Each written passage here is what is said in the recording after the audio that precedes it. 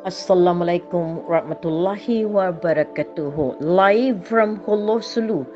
This is Queen Helen Abdurrahman Elizabeth III, March 21, 2022. Good morning to all our listeners all over the globe and magandang umaga din sa ating mga kapamilya dito sa Lupasug Empire. Mabuhay, Maharlika Kingdom of God, Lupasug Empire. Napakaganda kasi talagang itong Imperial Daily Broadcast natin ay lumalakad na sa iba't ibang dako ng mundo. Kaya nga marami na ang gustong makinig dito sa ating programa kaysa doon sa programa ng lahat ng TV station. Congratulations po. Ito ay karangalan para sa ating kaharian at sa ating Diyos Ama sa kalangitan. Itong 1 year and 6 months na ginawa natin na report, yung summary report nung talagang mula ng ating mission nung August 26 hanggang sa February, diyan ay talagang first na legal brief, kumbaga, ng aking trabaho. Ito ay naging showcase at ito ay pinadala sa iba't ibang ahensya. Parte ito ng 476 documentary book natin na sinubmit sa House of Senate, sa House of Congress, sa DFA, Malacanang, BARM, Royal ICJ, sa PhilConsa, lawyers at ang mga political analyst. In time din ito kasi ito yung magiging batayan ng ating litigation, ang tinatawag natin implementation ng sovereign law sa Royal Decree 109 para sa atin makita ng lahat. Para sa atin para mag-intindihan nila na meron tayong ginawa na 1 year and 6 months. Ngayon, meron na tayong natitira 1 year and 6 months hanggang sa September 16, 2023 na ito na yung panahon ng rectificatory government. Yan ang paraan, yan ang daan ng Diyos. Dinisenyo niya yan. At kami na mga pinili na talagang inappoint niya ay magtrabaho talaga para sa kaniyang kagustuhan.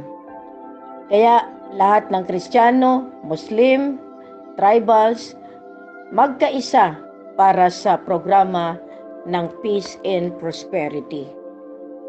Maganda ang naging resulta nito kasi talagang itong 1 year and 6 months na documents na talagang naging showcase ko ay ginawa ito sa Sabah.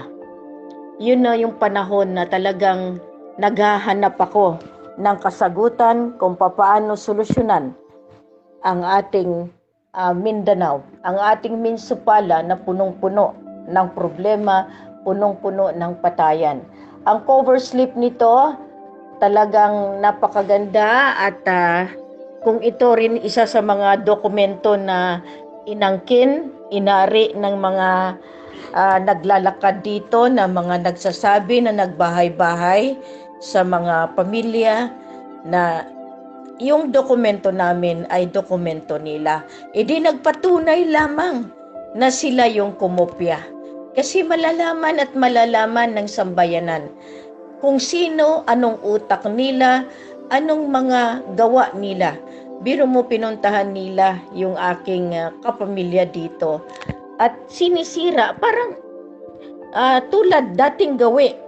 No, mga professionals sila pero ang kikitid ng utak. Lahat ng sumusuporta sa akin iniisa-isa at binabayaran sa angkop doon sa kanilang kagustuhan. Kaya nga, summary report, Sultanate of Sulu and North Borneo. This report is the proof that the Queen Maria Makiling Helen Fatima Nazaria Panulino Abdurrajak has documented the movement in the unification process in Mindanao and Sulu. The alternative pathway of reform is to bring in business and development in the war zone territory of Mindanao and Sulu. For many years of waiting, the poor people of the unforgotten part of the Philippines in the battlefield of military and political propaganda has finally found the concrete and tangible evidence of reform and with ultimate direction towards the greatest transformation of the entire territory of Mindanao, Sulu, and North Borneo. For a period of 1 year and 6 months, from August 26, 2010 to February 29, 2012, we have proven that we can make a difference in the lives of the poor, particularly the illiterate and the misguided armed groups that has been misled by false promises and the politically controlled in exchange for their safety and survival. We have now created and established legitimate cooperatives and ready corporations. Noon, talagang sinuportahan namin yung anak ng mga apo sa Mindanao, multi-purpose cooperative services. Subalit ito yung ginamit ng politiko ni Governor Hataman, kaya napakaano ito na sana napakaganda pero nasira nila. Sige lang. Alam ko na ang kanilang kasama ay hindi rin nagtagumpay. Kaya nga itong report na ito talagang may magandang mga sistema. Biro mo ilang pages ito at kumbaga kitang-kita kung gaano ka specific itong ginawa nating report na ito. So, this is the report done of Queen Maria Makiling Helen Fatima Nazaria Panulino Abdurrajak. Kumbaga yun ang pinaka-target natin, resolution. This is the coded 999, the union of the daughter of Mindanao and the grandson of Tunku Abdurrahman. Number 1, skeletal framework done in August 26, 2010 in making Mindanao a new territory for massive development and the gateway for economic progress for the Philippines and the neighboring countries, especially the Mafilindo Federation, made by Tunku Abdurrahman Putra Al-Haj as deemed and projected to happen in 2006 but failed due to the inability of the countries involved to meet the common interest and in the concept of pro-poor and alleviation of poverty in order to cope with the progressive and elite countries. This was disseminated throughout the regions of Mindanao and Sulu, and copies officially were sent through the emissaries of the President of the Philippines, and the complied activities and the official letters of coordination stamped and received by the local government units was hand-carried to the office of the President in Malacanang Palace, Director of the Office of Monitoring Team of the President of the Philippines, receive and duly monitors, and really as a missionary also, our legitimate activities in making Mindanao and Sulu peaceful place to live with. In this movement, all the armed faction groups, leaders, MNLF, MILF, BIFF, the bishop, priests, and religious, the sultans, and datus were informed of the business development. We started our focus when we restored in June 1, 2010, the Sultanate of Sulu and North Borneo at Likup Adam, Indanan, Sulu, the first mosque ever erected in Sulu, where the White Palace was then the stronghold of the Sultan of Sulu and North Borneo. The framework included the business development programs, airline aviation, meron tayong outstanding MOU sa South Korea, the plan and strategy in the implementation of peace agreements with armed faction groups in the oil drill explorations and right mining. Ito nakalagay na sa summary noon pa. Kaya nga, kahit anong gawin ninyo, biro mo 2010, talagang meron na nito. Meron nang nilagay na plataforma si Queen. August 26, 2010, talagang makikita na nila, sigurado na ang basihan. Ito, talagang masakit ito kung makikita ninyo kapag na-implementa yung Royal Decree 109. Diba sa Royal Decree 109 natin, na talaga i-enforce ang law sa mga erring officials, yung mga official na tiwali, yung mga corrupt, yung mga claimants, saboteurs, mga conspirators, black operators, master puppet, corrupt leaders, drug lords, politicians, military packagers, lahat na nag-block. Nandoon yan sa Royal Decree 109 natin na sharing basihan. Kaya number 2, dito sa 1 year and 6 months, September 13, 2009, I requested 5 million pesos to help Mindanao from the Office of the President of the Philippines for the initiation of peace and order, away from the political, military, and revolutionary approaches as manipulated by the top politicians and in conspiracy with the armed group and private armies who created havoc and disunity in the area. Fear and terror as a means to dislocate the residents from their homelands and thus letting these people hungry and displaced. Others look at this as a means of their earning by millions, since lots of donation and aids are coming from UN, World Food, from DSWD Philippines, USAID, OIC, aid, and for the so-called branded rebel group as a legwork force to sabotage the situation of peace and order funded by Brunei and Malaysian entities. But the question is, who benefits? Practically not the poor, not the evacuees, and not the volunteers either. Simple, the powerful politician who make the poor more poorer and the rich become richer because they can pay to sabotage economically, and they gain out of this control. The 5 million pesos for such noble mission was not released nor approved because I am not a politician nor the chairman of the MNLF or MILF. So I was not given, but the Philippine government gave 5 million USD to one of the chairman of the armed groups. This is the irony and the clear evidence of disparity and sin against humanity. And that's precisely in 2013, I created the National Liberation Front of Southern Philippines to really part of this saga crusade in putting peace and order. 3.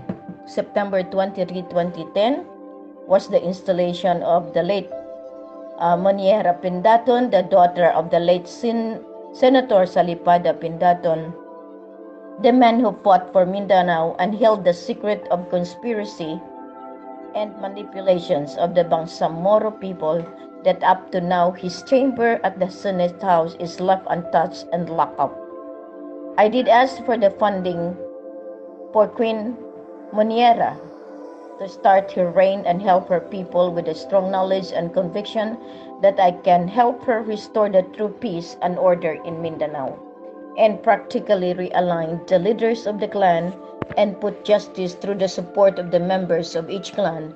But as I said, the local government has their reason to stop me, since they could utilize me nor use me for their scheme of corruption and manipulation. That means they cannot enforce me to do their job. I do business in the right perspective and in the context of business ethics. And luckily, Queen Munira was not able to serve her people upon her early demise last December 2010. But now she was the nephew to become a leader, the clan Sultan Hasim Sultan of Raja Muda Uti clan, together with Bailabi Normina Batas, the trustee and confidant of Queen Munira. And luckily, the nephew also died because of what you say. There is a reason for them not to survive. There is a reason why God took them away. I am guiding them now how to continue and secure the mission I started. It has already opened the eyes of the civilians to thrive away from the dictation of the revolutionary armed groups who connive with foreign entity, which is totally not acceptable to the masses or to the common people. You see, it has been already laid down. Kung ano yung ginawa namin, talagang step by step. Kaya nga merong paraan. Anong nangyari doon sa mga ginagawa namin? Kung bakit talagang kailangan sila litigahin. Ito basihan Basihan na kung paano bibigyan ng hustisya ang sambayanan. Lahat kayo nasa libro. Lahat kayong tinatawag na bibigyan ng kaparusahan nasa libro.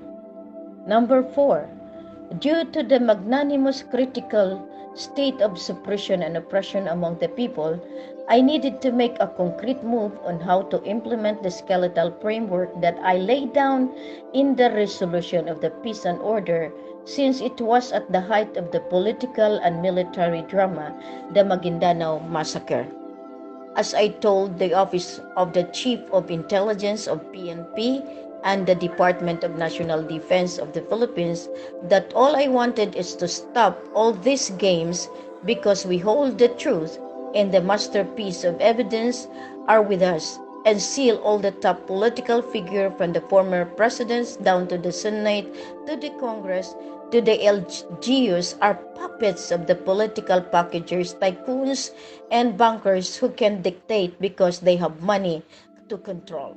Spiritual and material have to be blended before it could hit the epicenter of the most corrupt territory that we could change and created to become the pilot and be emulated by the entire world in order to achieve the most prayed every religion and individual, the peace, unity of all the nation.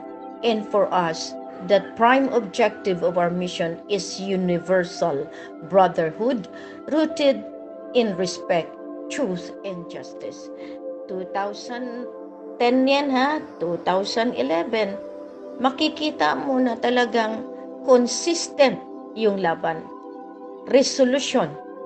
Yan ang natin, fighting against corruption, fighting against saboteurs, fighting against sa mga nagpapahirap, nagkakaroon ng tinatawag natin na lahat ito ay isa-isahin lamang natin. Kaya nga nakakatuwa kasi meron tayong paraan. Ito talagang pag nakita na nila ito, magugulat na sila. Kasi lahat ito ngayon, tama-tama yung royal decree natin ay talagang masakit. Pero kaya na natin silang parusahan.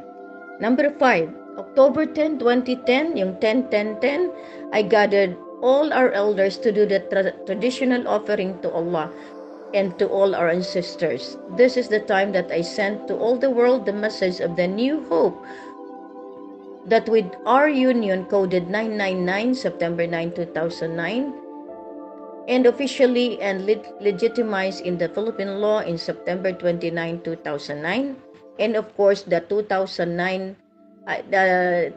September 9 is legitimized in Sulu, that is now the Lupasug. I also asked the prayers of the Dominican sisters and the religious all over the globe to help me find good people to assist me and basically basically to give me more strength and courage to face this mission entrusted by the elders, especially Ama Datu Ali, who never divulged his identity until I met his grandson, Raja Mamay, and made my life upside down upon the first meeting when he told me on the phone that he is my husband, whom he spiritually united in 2001 after my return of 2.5 years hibernation in Saudi Arabia as an OFW on the nursing post. It was the moment of revelation that I must stand for Mindanao. Assalamualaikum. It is time for our prayers now, and I hope that we will continue tomorrow because this is the greatest thing that we should do. Every one of us needed to really see the point of reference. We need to discuss more because, as a part of our program, we need to design, redesign. But accordingly, Raja Mamay is giving me a signal to continue. At least this time, you can see that the number 6, the October 2010, the Blood Compact was well represented by our strongest veteran combatants of MNLF, MILF, Abu Sayyaf, NPA, Pendatun Clan, and the two elders, Sultan Pandala Pasandalan and Ama Ali. So, to guardian and protector of Ligwasan Mars, there was the spiritual co-founder of MILF together with Ustad Hashim Salamat. This act has been documented, proclaimed, and submitted to all major agencies that became the strong foundation of the unification of all the bloodlines, regardless of what alliance they belong, whether they are MNLF, MILF, BIFF, or even the Abu Sayyaf or the Lost Command. The poor and the helpless sought this kind of belongingness in order to gain their security and protection from the people who sabotaged their territorial domain. Therefore, with our inculcations of true brotherhood, embracing everyone regardless of tribes and religion, had given them a new and concrete path towards the lasting peace and order that they have been fighting for so many decades. We had walked barefooted in the legged, high mud marshes, canoed in the multi-streams of rivers with strong current, not to think the danger of being lost in the no-man's lands, wherein only the strongest and the comrades of full-geared bullets wrapped in their bodies and tangled with all kinds of ammunitions that you can find in the universe. Who could ever think that a poor country such as Philippines has those kind of gadgets in the war zone infested territories? In its simplest analysis, it is because of the infiltration of such ideologies that had indoctrinated our young and old brothers in the mountains, terrain, and the valleys of no return, as supplied by the foreign counterparts, knowing that there is a much deeper reason to sabotage the land of promise and the inhabitants of Mindanao and Sulu for them to benefit our wealth of oil deposits so that they can produce on the other end of the oil vein as far as Middle East, Brunei, and Malaysia. We mean to help and re-educate or reform our people's mind and outlook in the governmental issues and helping them to understand that we are selflessly doing our jobs and responsibilities to reach out to the poor among the poorest of all. We started the signature campaigns, and as of now, we have also our signature campaign, so we have the sufficient millions of signatures to back up the support of the movement we have. In this plight and critical movement, we have support that can stand with us. One is Major Pangilayan, a retired colonel of PNP, but also turned around us, who's been working hard facing all the criticism. Subalit talagang napunta sila doon sa aking tinatawag na katunggali dahil mas nakitaan sila ng pera at iyan ang ARMM. in Mindanao, Sulu, since we know that all the poor and the uneducated, illiterate brothers and sisters will just be paid in exchange of their rights to vote. Tingnan nyo, wala na dapat eleksyon noon pa. I know because I am born in Mindanao, bayaran lang yan. I can vouch and have seen the trade of political businesses as seen in the outside world as the highest form of that political packagers benefit again in exchange for the protection of their businesses at the expense of the poor and illiterate, non-educated people who are hungry and contented on a few thousands of pesos and groceries, thus selling their rights to vote. Clean election will never be in the history of the Philippines, that even the machine can be programmed for the benefit of anyone who has the money to pay to reprogram the counting of the ballots and return. See, it has hold there. It has been laid down. Lahat ito nandoon. Kaya nga, kung babasahin ito lahat, names upon names, makikita na ninyo na talagang nakaprograma.